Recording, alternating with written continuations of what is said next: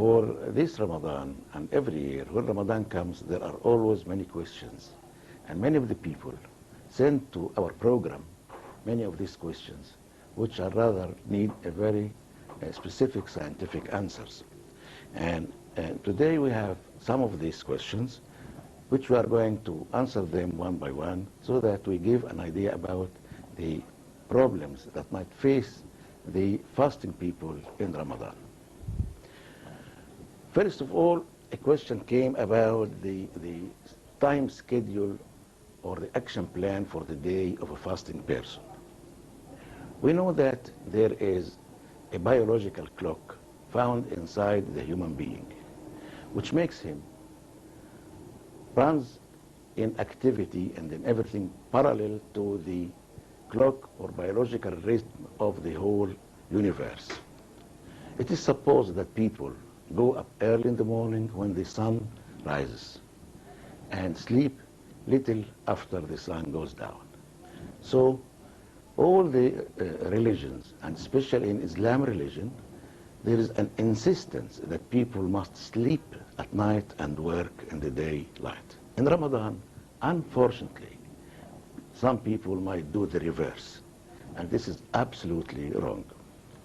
And every day in your whole life, you are accustomed to take your breakfast in the morning, and in Ramadan, you are accustomed to take it in the afternoon, after the sunset.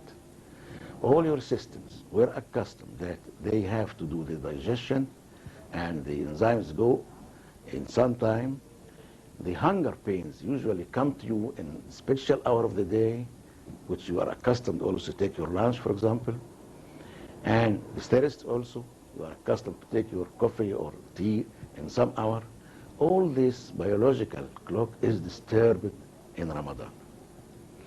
And this is very useful for you, so that you can refreshen the system of acclimatization of your body. People say that the biological clock, if disturbed, for example, by the jet lag, when people go and travel to a place far from Egypt, like the United States or Australia or so on, and the night is day and the day is night, there is a very big confusion. They can't sleep, they can't eat, they can't digest, they can't work, they can't concentrate, to the extent that the law, the international law said that if you go for such travels, you are not allowed to discuss or sign agreements except after your biological clock is preset to the new timing and the new system. So for this, we have to carry on parallel to the old system, but with slight deviations. You have to take your suhoor or last meal just before the praying of Al-Fajr, because this is the advice of our Prophet Muhammad sallallahu alayhi wasallam. Some people say that, okay, I take a late dinner and that's okay, but this is absolutely wrong, because then you will have a hypoglycemia, or the blood glucose level will go down during the day, and you will not be able to do the activities, especially the mental activities.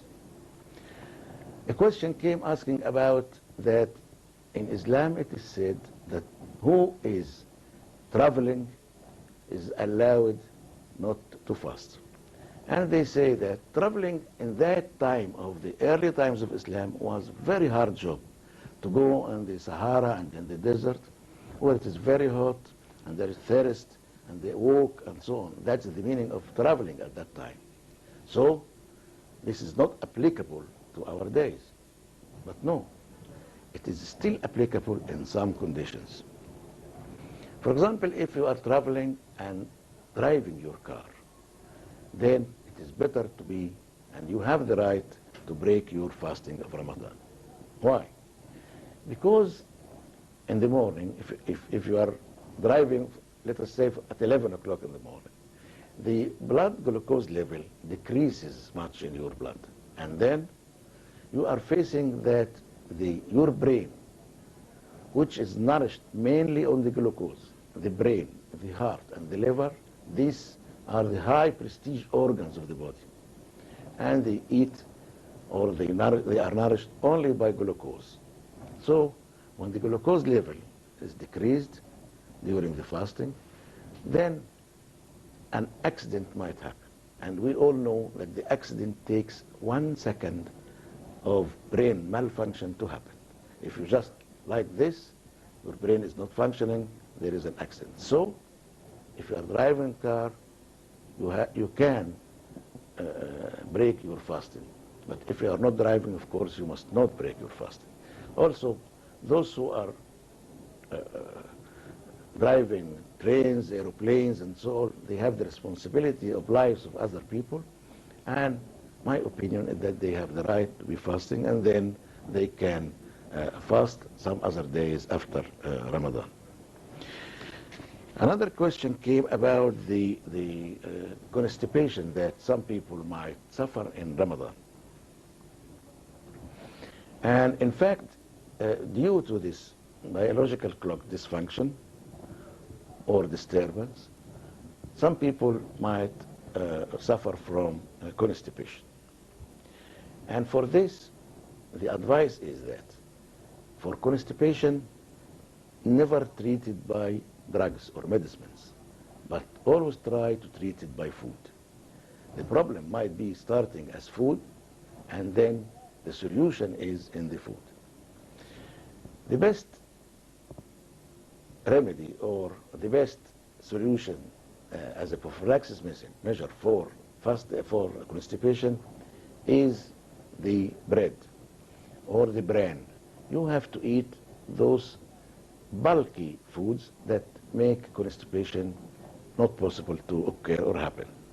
The bran or the bread, which we call baladi, is the best bread that you have to eat. It is much better than the white bread that we eat because it contains this bran, which is very important for the movement of the colon.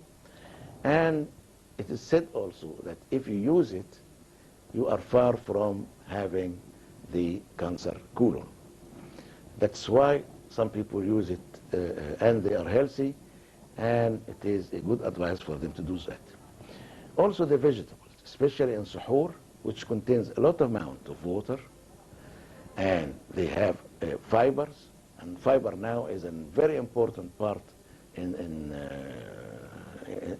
the constitution of diet. They are always far from constipation.